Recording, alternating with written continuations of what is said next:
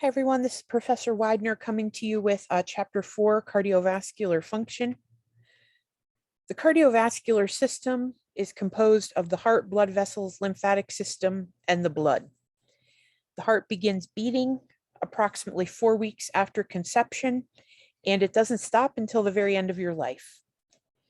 Its job is to deliver vital oxygen and nutrients to the cells, remove waste, and transport hormones. The circulation has two different branches. They are the pulmonary and systemic circulation. The pulmonary's job is to remove the waste, is to bring the waste product, carbon dioxide, to the lungs in exchange for oxygen by diffusion. And the systemic circulation delivers oxygen and nutrients to all the cells and remove waste products to the liver, kidney system, and skin for excretion. Talking a little bit specifically about the heart is approximately fist-sized. It is the workhorse of the body. It beats approximately 100,000 beats per day, and there is actually over 50,000 miles of blood vessels in your whole body. It adjusts quickly to its rate to meet the ever-changing needs of the body. It is located in the thoracic cavity between the lungs and behind the sternum. The pericardium is around the heart and provides protection and support. It is composed of two layers between pericardial fluid. It acts as a cushion for the heart and prevents trauma from surrounding structures, invasion of foreign organisms, and it protects function from constant movement. When we talk about the cardiac cycle, I'd like you to look at figure 4.4-4 on page 120. It kind of helps to look at that, I think, why we're talking about it. But in the cardiac cycle, the first thing that happens is the veins empty into the right atrium. The blood then flows to the RV, right ventricle, via the tricuspid valve. At the end of diastole, the atria contracts, which is called the atrial kick, and that pushes the blood into the right ventricle. Remember atrial kick because we'll talk a little bit about that when we talk about AFib in a little bit. The RV pressure increases and the tricuspid valve closes. When the RV pressure is higher than the pulmonary artery pressure, the pulmonary artery opens up and the blood goes to the pulmonary artery for oxygenation, to the lungs for oxygenation. Then oxygenated blood then returns from the lungs to the heart through the pulmonary veins. And remember, this is the only time where the veins carry oxygenated blood and the arteries carry unoxygenated blood. The blood then enters through the left atrium. It then flows from the left atrium through the mitral valve to the left ventricle. Once the left ventricle pressure is higher than that of the aortic valve opens and the left ventricle contracts, sending the blood out to the rest of the body.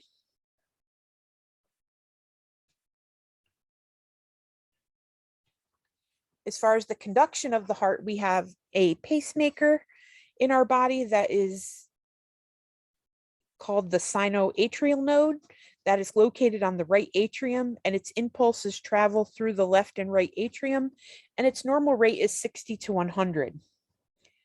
As a fail-safe measure to protect life, we also have a few other spots that can make electrical impulses. The AV node will also make a heart rate, but between 40 to 60. And as a last-ditch effort, the ventricles will attempt to pace themselves between a rate of 20 to 40. And you've seen that if you've ever seen in a code, you'll see the ventricle rate between 20 to 40. All this conduction represents the EKG tracings, and you can see more about that on page 122, figure 4.6.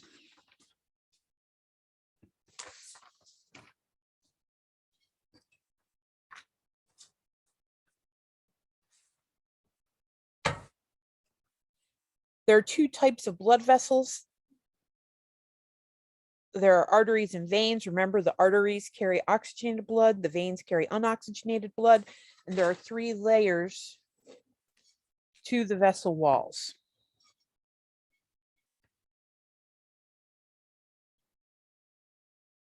The two main arteries of the heart arise from the root of the aorta, that's the right coronary artery, and the left coronary artery.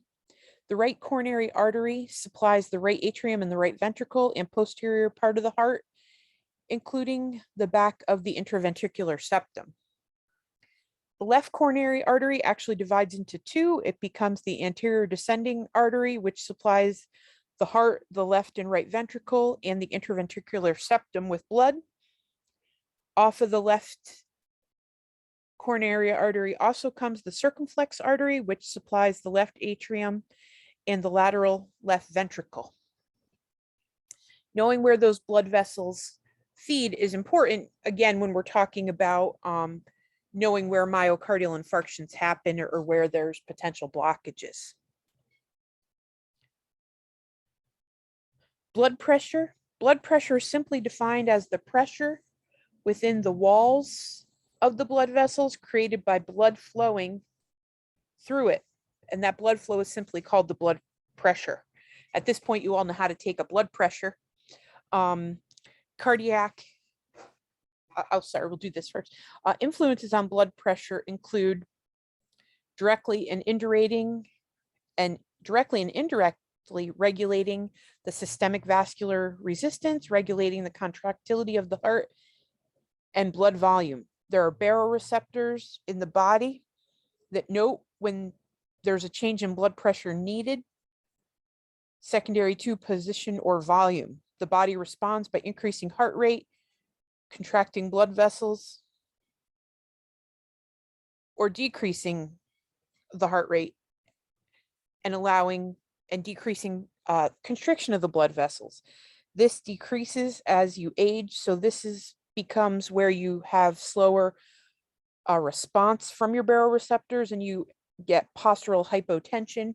This is why we tell folks who are older and are on a lot of blood pressure medicines to take a couple breaths as they go from one position to the next to let their bodies re-equilibrate. The RAS system we have already briefly talked about, but if you look on page 127, figure 4.12, this is a vital control and compensatory mechanism of blood pressure. Cardiac output is simply the stroke volume times the heart rate. This tells us about how the heart is functioning, and factors affecting the cardiac output can be found on figure 411.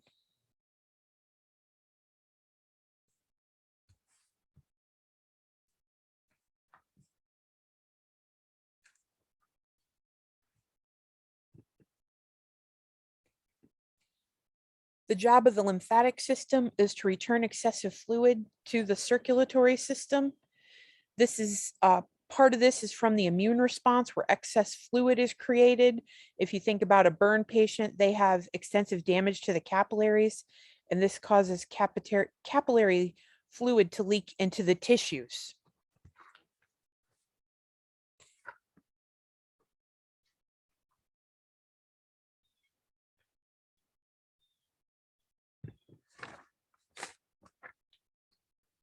We're going to talk a little bit about pericarditis. Pericarditis is an inflammation of the pericardium. And remember, the pericardium is the sac that surrounds, protects, and supports the heart.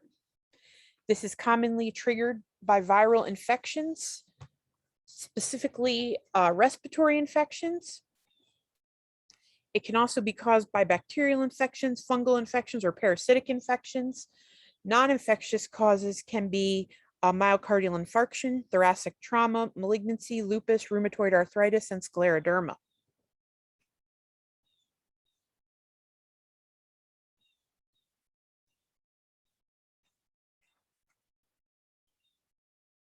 Clinical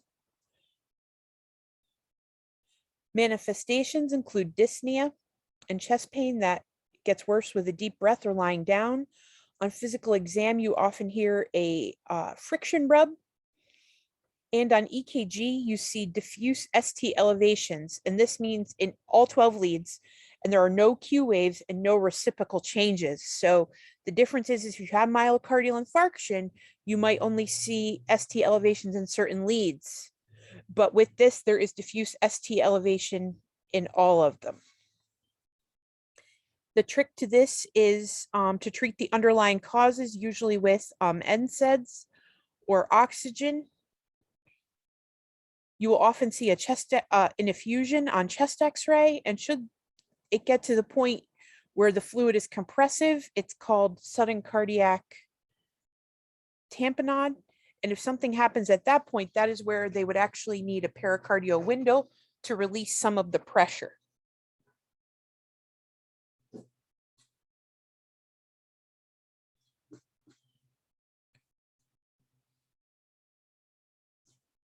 In pericarditis, the fluid shifts from the capillaries to the space between the pericardial sac and the heart from whatever the underlying cause is. As the fluid increases, that is when you see develop of the pericardial effusion, which is why you'd see the heart look big on chest x-ray. If the infusion again gets so large and the heart can't beat, that is what we call cardiac tamponade. Cardiac tamponade is consistent with Beck's triad of symptoms, which includes a low blood pressure, venous jugular distension, and muffled heart sounds.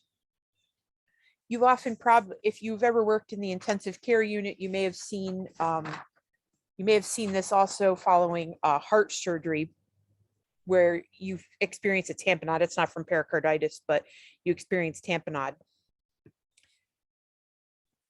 This is typically diagnosed by physical exam, and treatment focuses on the underlying causes and reducing the inflammation. Pain management is often necessary. These folks, it usually takes them a couple days to feel better. And the pain and not feeling well could last for a week or two. Bed rest is also recommended to reduce the metabolic needs of the body at that time. And if needed, again, treatment could include a pericardial window.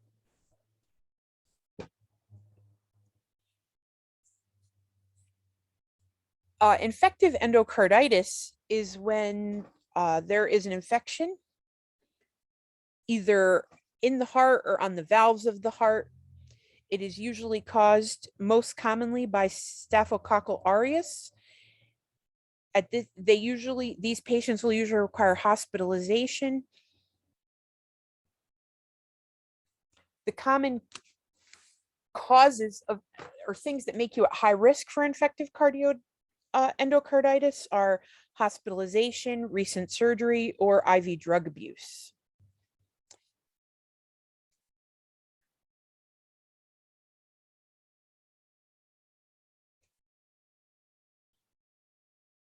In infective endocarditis, there is endothelial damage that attracts the platelets to come over and check out what's going on. Then the thrombus forms and the bacteria adhere to the thrombus. The bacteria then go inside the thrombus where they are protected by the fibrin clot. This clot serves as an anchor, and with each contraction, part of the vegetation or the thrombus that's filled with the infection is spread through the heart. Microthrombuses are often found throughout the heart and little microhemorrhages. You may often find some petechiae or hematuria. If the clot is bigger, it can obviously cause bigger issues. There's an extreme concern if you have infective endocarditis in patients who have previous pacemakers, defibrillators, aortic or artificial valves, or artificial joints, because they are more prone to infection from the infective endocarditis. So treating this is of critical importance. Some of the signs and symptoms you may see with these folks are fevers, chills, myalgias, arthralgias, malaise, a heart murmur. You may also see petechiae from bleeding. They could have painful nodules on their hands and fingers, which are called osseous not nodes, OSLER nodes. Another common one that is all the, again, they love to test on this, is that you find splinter hemorrhages within the nail beds. These folks may also have some renal dysfunction evidenced by an elevated creatinine. The Duke criteria include clinical laboratory findings and echocardiogram. It's those three things: the laboratory findings, the clinical diagnosis, and the echocardiogram. The trick to all this is to find the infective agent and rule out all other causes. Typically, these folks need antibiotics for 4 to 6 weeks. So if you're managing them in the outpatient world, you'd be following up on their antibiotics and making sure they didn't have any complications from that with the home health company. Myocarditis is something we've heard a lot about related to the COVID vaccine, but what that means is that there's inflammation of the myocardium. This inflammation can be caused by infectious or non-infectious agents. It's usually from a viral infectious agent, but it can also be secondary to allergic reactions and inflammatory disorders. Most often it is benign, but it does become symptomatic if the pericardium becomes inflamed enough. And what you will see from that is syncope, palpitations, and joint pain and swelling. On physical exam, you may note that the patient has a fever, a pericardial rub, and they're also prone to tachyarrhythmias, which is an elevated heart rate. Diagnosis is based on physical exam, history and physical, blood cultures. On EKG, you may notice some ST changes, again, diffuse ST changes. They may also have an increased troponin without actually having any cardiovascular disease. The increased troponin is from the inflammation. The trick is to treat the causative agent. You would want to use antipyretics, antibiotics if needed, diuretics, steroids, and NSAIDs. Next, we're going to talk a little bit about valvular disorders. Valvular disorders can either be congenital or acquired. Typically, they are most common in the aortic and mitral valves because of the increased pressure and workload on the left side of the heart. We do call the left side of the heart the workhorse of the heart because its job is to spread the blood throughout the whole body. That requires more work than the right side. Stenosis is defined as the narrowing of the valves. That means the blood flow is kind of rough and it causes a backup in the chamber before that valve. With the heart working harder, the muscle works harder, and that causes ventricular hypertrophy. So just as if you're at the gym working out and you want a bigger bicep, you work out the bicep, it gets bigger. The heart has the same thing because, again, the heart is a muscle. So the more you work it, the larger it gets, and that's called ventricular hypertrophy. As the oxygen needs increase, it can lead to cardiomyopathy,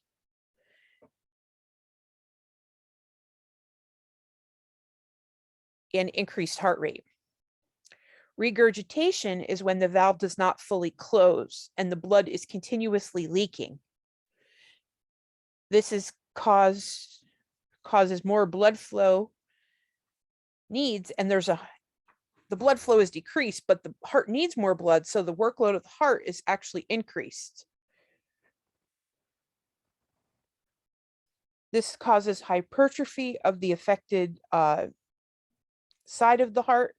The causes are often congenital infections, myocardial infarction, cardiomyopathy, or congestive heart failure.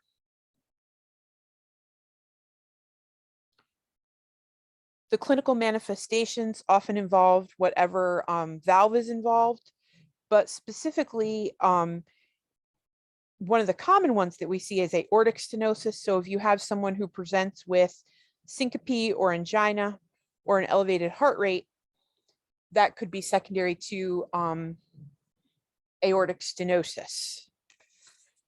On physical exam, you're going to hear a heart murmur of some type, you'll do a history, physical exam, and an echocardiogram, which would be the gold standard for evaluation of heart valves. Should there be a significant problem, the cardiologist may also recommend heart catheterization. Along with these other diagnostics, you'd also get a chest X-ray and an EKG.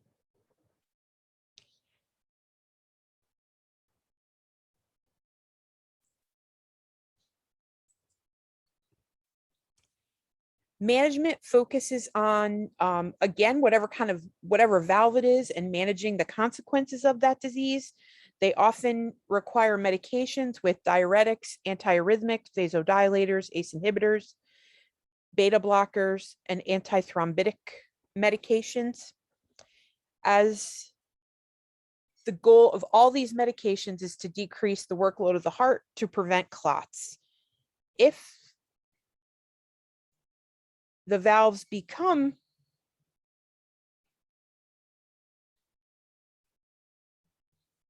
that incompetent, they may need a valve replacement, which could be done via a mechanical valve, which is a metal valve, or via a bovine or biological valve. One of the newer treatments is that they're now doing procedures on people with significant aortic stenosis when a valve replacement is too high. We now have other ways to manage that valvular disease as well. You can see clinical manifestations related to whichever valve it is on page 135, table 4.1.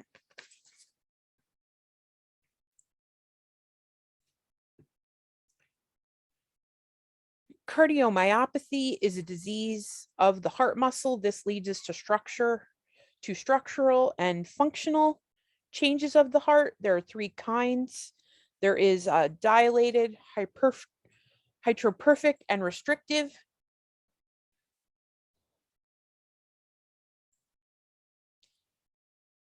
You can find full descriptions of those three kinds on page 136. Some of it is caused by genetics. It just depends on the different classification of the cardiomyopathy. And I want you to know, I give you these page numbers and tables because I feel like you can mark them off then in your book, and you don't need me basically reading those tables to you. So if you have any questions about them, please just let me know. Dilated cardiomyopathy is when the ventricles become enlarged and there's impaired systolic function. This is common between the ages of 20 to 60, and it is most common in the most common pediatric heart trouble.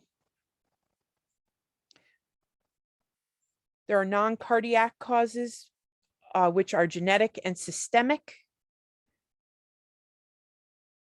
HIV can be a cause, as well as obesity. Early symptoms include exertional intolerance, but as their ejection fraction goes down, they also notice signs and symptoms of mitral regurgitation, left heart failure, dyspnea, orthopnea, and proximal atrial fibrillation. Some of the complications include atrial fibrillation, ventricular tachyarrhythmias, and decreased heart rate. Hypertrophic cardiomyopathy mainly affects diastolic function. This is where, again, we're talking about that left ventricular wall that becomes really thick. It is usually genetic. Sometimes it is caused by valvular disease. It is the reason for sudden cardiac death in young people. These folks often present with exercise intolerance. They have an episode of syncope with exertion. They have a normal ejection fraction and mitral regurgitation. Remember that this is the cause of sudden cardiac death in young people. So again, practically speaking, if you are doing a sports physical on someone and you hear a murmur, you probably want to get them an echocardiogram to confirm what that murmur is before you clear them to do sports. And that knowledge has increased and it's become more prominent over the last few years. Restrictive cardiomyopathy is the least common. It is often caused by systemic disorders or genetics. There's damage to the RV. It's either they have a normal or reduced ejection fraction. It is basically where there's rigidity of the myocardium and diastolic dysfunction. They show signs and symptoms of right-sided heart failure, which includes edema, splenomegaly, hepatomegaly, and ascites. Remember, with the right heart failure, you're going to see things backing up around the abdomen more so than in the periphery.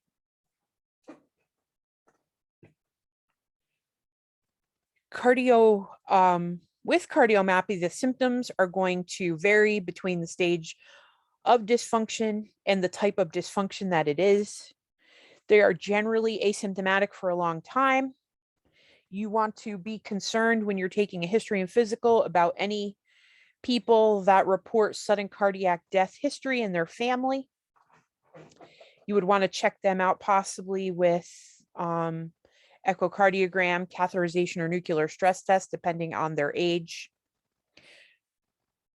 Treatment, again, is supportive, and it depends on the type and the cause. The goal of supportive care is to decrease the afterload and enhance contractility.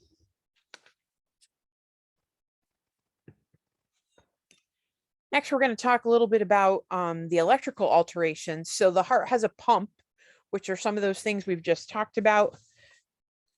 The other thing is the heart has an electrical system.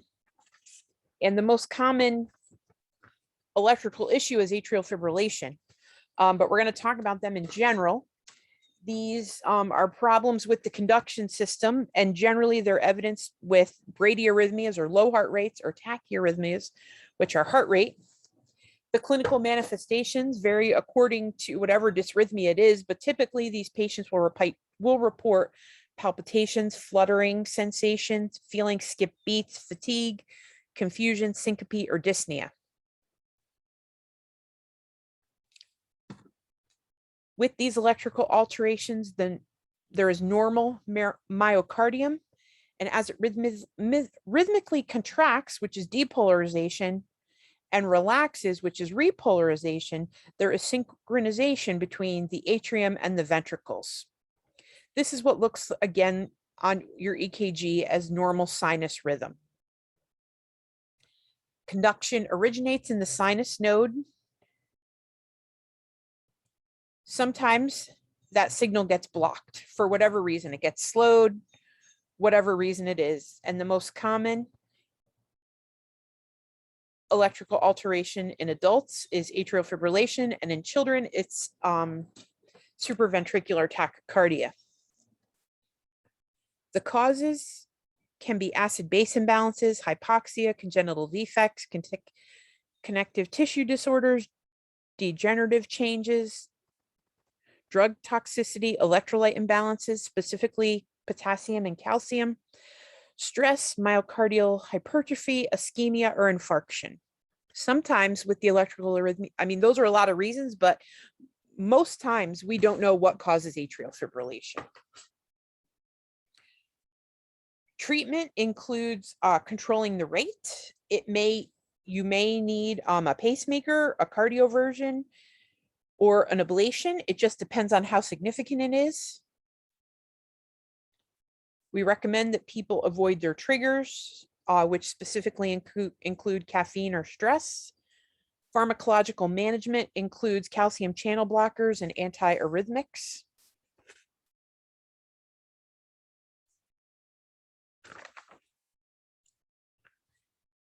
Atrial fibrillation is the most common supraventricular tachyarrhythmia. It increases the risk of stroke, heart failure, dementia, and mortality.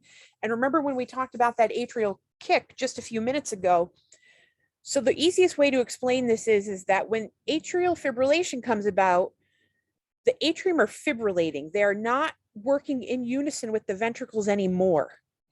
So when they are disunioned or not working together, that atrial kick counts for about 15 to 20% of someone's cardiac output. So when they lose that, then you can see how they get these symptoms of, we're going to talk about the symptoms, but they tire more easily. They have exercise intolerance. They feel dizzy.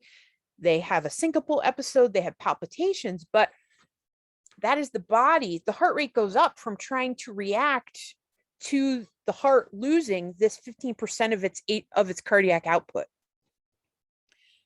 So that is why the heart rate often gets chaotic and rapid. It is classified by duration. You'll hear the term paroxysmal atrial fibrillation, which means it's intermittent. And you'll also hear persistent, long persistent, and permanent. It just depends on the cause of the atrial fibrillation, if it will be there or not. The interesting thing is about some people know that they're in atrial fibrillation and some people don't, but always remember that patients with paroxysmal atrial fibrillation are the ones that are higher risk for the stroke, because we don't know that those folks are in atrial fibrillation. So again, when they lose that atrial kick, the blood is flowing slower through the left ventricle. And what do we know happens when there's some kind of injury or changes? When that blood slows down, the platelets go there and start aggregating it. So that's how that thrombus forms. That's why we put people on anticoagulants, to prevent that thrombus from forming. So when we don't know we're in atrial fibrillation, when it's called paroxysmal, they could be in AFib and not know. So those people are generally put on anticoagulants as well, because they're at such high risk for atrial fibrillation. The people who we know are always in atrial fibrillation or persistent, we anticoagulate them easily. But always remember that your paroxysmal atrial fibrillation patients will be at higher risk. The diagnosis is based on history and physical and EKG.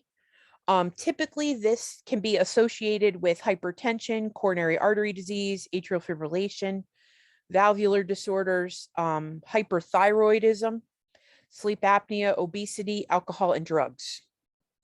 If you can find the cause and treat it, that's great. If you can't, you just have to treat the rate. Sometimes, and this is the other thing I'm going to tell you, if someone is not responding to treatment for atrial fibrillation, there is an underlying cause that you're missing. So make sure you keep looking, because anemia can also be a sign of atrial fibrillation.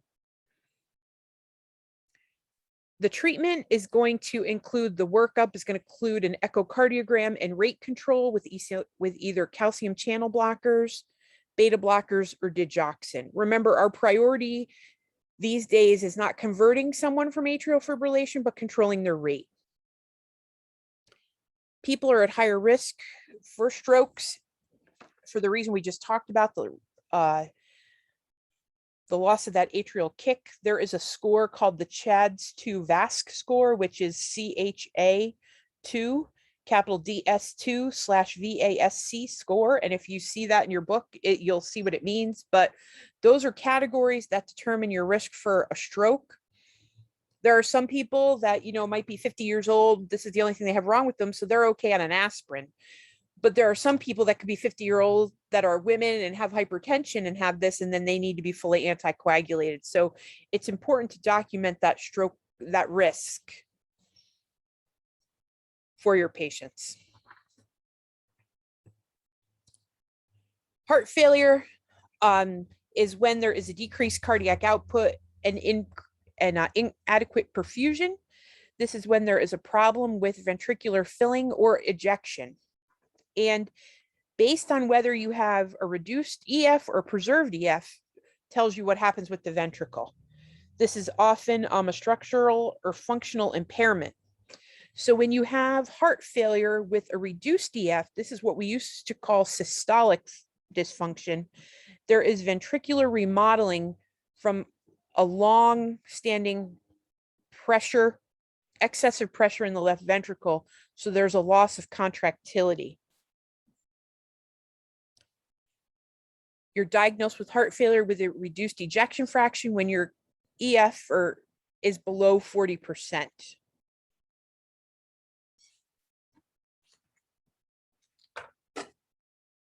When someone has heart failure with a preserved ejection fraction, that is what we used to call diastole. Sometimes you'll still hear it called diastole, but that is where they have a normal ejection fraction, but they have generally left ventricular hypertrophy. So again, that muscle gets big. And when the muscle gets big, the space in the left ventricle becomes smaller. So your heart has to pump even harder because the space in the left ventricle is not normal, or your stroke volume. There's less blood flowing through because that muscle is so thick that your heart has to pump harder. Right heart failure is typically caused by a consequence of left heart failure. And if you look on page 145, there's a nice diagram of the course of heart failure. And on page 146, there's a nice chart that compares left-sided heart failure and right-sided heart failure. Again, left-sided heart failure, you're going to have symptoms of peripheral edema and shortness of breath. With right-sided heart failure, edema is more going to be around your abdomen because there's going to be congestion in the liver.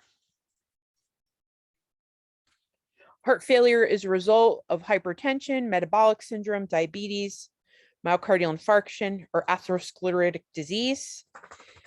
50% of these people die within 5 years of diagnosis, but people are living much longer because we have improved treatments for these folks. The compensatory mechanisms are based on whatever the cause is. They either stimulate the sympathetic nervous system and the RAS stimulation. This can lead to excessive preload or afterload, which is why you want to use medications to change the preload or the afterload. You're going to learn more about heart failure, but these are just some of the basics about it. Manifestations of heart failure depend on whether it's acute or chronic. It also depends on whether it's right or left. On the right side, you'll see systemic fluid. And on the left side, you'll hear it in the lungs. They'll have dyspnea at nighttime. Acute CHF presentation can be if someone's having an acute myocardial infarction. They may have an acute onset of congestive heart failure that hopefully will get better after their myocardial infarction has resolved. And sometimes it's acute when it's an exacerbation of the chronic congestive heart failure where the EF is less than 40%. So how do we treat heart failure? There is stages by the American College of Cardiology and the American Heart Association. You do not need to know those specific stages, but know that they exist. To treat these people and diagnose them, you're going to do a history and physical. You're going to do diagnostic testing that includes an echocardiogram, a chest x-ray, and laboratory studies that include a BNP. And remember, BNP is released by the ventricles in response to that overstretching.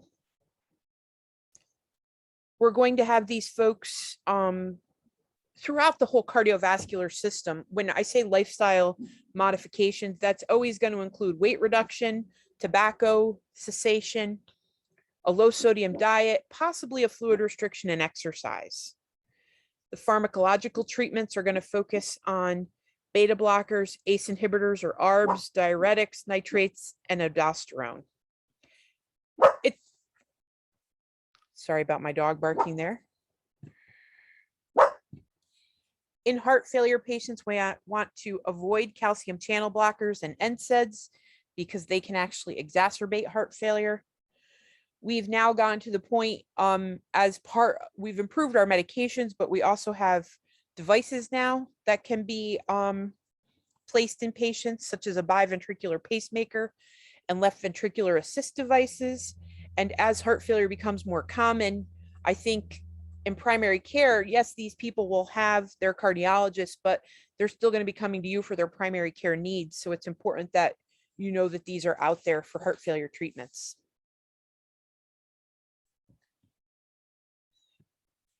Next, we're going to talk about congenital defects, and these are structural issues that are present at birth.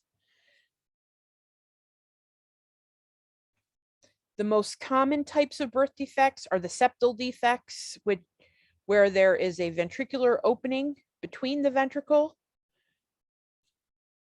which is a ventricular septal defect. There is also a atrial septal defect, which is where there is an opening between the between the septum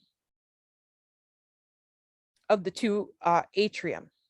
Sometimes these are detected at birth. Sometimes they're not. It all depends on if the infant is symptomatic or not. If someone is at high risk and you're having, that 20-week ultrasound you have when you're pregnant, they may notice some congenital heart defects on that. Sometimes they're not symptomatic until they get older. And sometimes when people have strokes, we notice that they have PFOs that never closed. That's a patent foramen ovale. Usually it closes at 4 weeks, but sometimes when it fails to close, we don't notice the symptoms until they become older and possibly have a stroke. There is an influence on hereditary and genetic disorders. Genetic disorders include Down syndrome. They're also at higher risk when a fetus is exposed to tobacco, certain medications.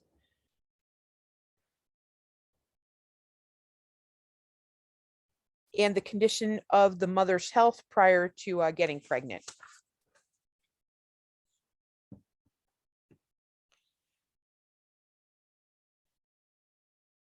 Again, the clinical manifestations include a heart murmur, dyspnea, increased heart rate, chest pain, and difficulty gaining weight in a child. We talked about the atrial and ventricular septal defects. There is a chart in there of all the congenital defects. I really just want you to be familiar with the ventricular septal defect and the atrial septal defect and a PFO. There's a long list there, but just know that these things exist. Diagnosis is made by examination, history and physical, fetal ultrasound, echocardiogram, EKG, chest x-rays, cardiovascular catheterization, which can be done on a newborn as well, and a cardiac MRI. It all depends on what type it is. Possibly these kiddos that are symptomatic may need surgery soon after they're born, sometimes immediately after they're born. And if their congenital defect cannot be fixed, they may need to be on a transplant list. And medications are also part of the treatment for these congenital disorders. Gaining weight is one of the keys, though, for kids. When you're trying to diagnose them with something, newborns and infants that are having a hard time gaining weight is often a sign that there is a underlying condition that we're missing.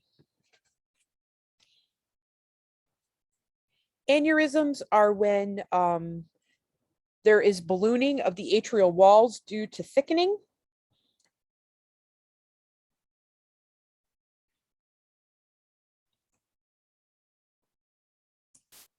And I'm sorry, before we go on about the aneurysms, we're going to talk about all vascular disorders now. We've been strictly talking about the heart. Now we're going to talk about vascular disorders that are arterial and venous. So when we have an aneurysm, it can lead to rupturing or leaking. And if an aneurysm leaks, the blood goes into the circulation and someone exsanguinates. And that's obviously not a good thing. People at higher risk for these have atherosclerosis and hypertension, because there is a decrease in elasticity of the blood vessels. And with that, there's also erosion because of the increased force. So that when those blood vessels are under so much pressure, they don't work like they used to. True aneurysms affect all 3 layers of the blood vessels. An example of that would be an abdominal aortic aneurysm.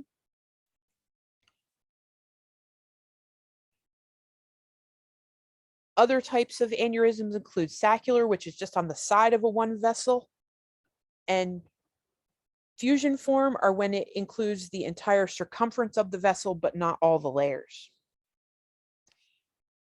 Aneurysms are common in the aorta, femoral, and popliteal.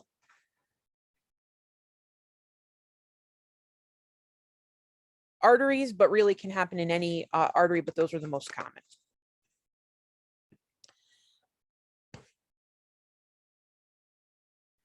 There's something called false aneurysms, and that is where they do not affect all three layers of the blood vessels of the artery. Clinical manifestations, these patients are often asymptomatic until rupture. Prior to rupture, you may note that these patients note dysphagia, chest pain, dyspnea, or cough. So you can see, I mean, the heart is just, the chest is so full of possibilities. It's so important to become a good diagnostician because there's just like chest pain could be 90 million things. So always think about, you know, what, it's always not just going to be the heart, and it could always be something else. If someone comes into the emergency room complaining of severe pain, that's a sign, and it seems to be severe chest pain or severe abdominal pain, and they have a wide pulse pressure, that's signs of impending rupture that you need to treat them right away. If you are in a place where you cannot treat them right away, you need to get their blood pressure low, like a systolic of 80 to 90, and get them somewhere where their aneurysm can be fixed. The key to all this is prevention of rupture, and that is management of cardiovascular risk factors, which often includes blood pressure management, statins, antiplatelet therapy, and smoking cessation. You will not check everyone for an aneurysm, but you may monitor, you will likely screen men between the ages of 65 to 75 who have smoked and have a family history. Sometimes we find them just by accidents because we're screening something else. We find these kind of incidental findings of aneurysms. And then once we find them, we can monitor them and prevent the progression to the point of rupture. Dyslipidemia is an elevation of the lipid levels in the blood. These are caused by our dietary intake and liver production. There are many factors that influence this.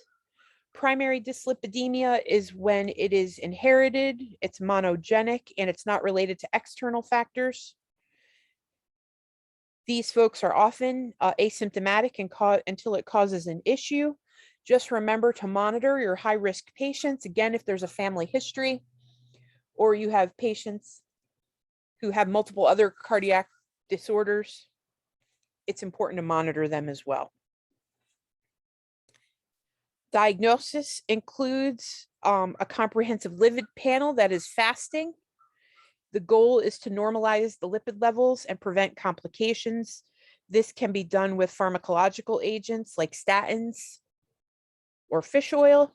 And again, we're back to our lifestyle management, which includes low cholesterol foods, low fat foods, routine exercise, and weight reduction. We recommend medicines for people over 18 with an LDL over 190. Hopefully we can get people on board with lifestyle management that it will not progress to that point.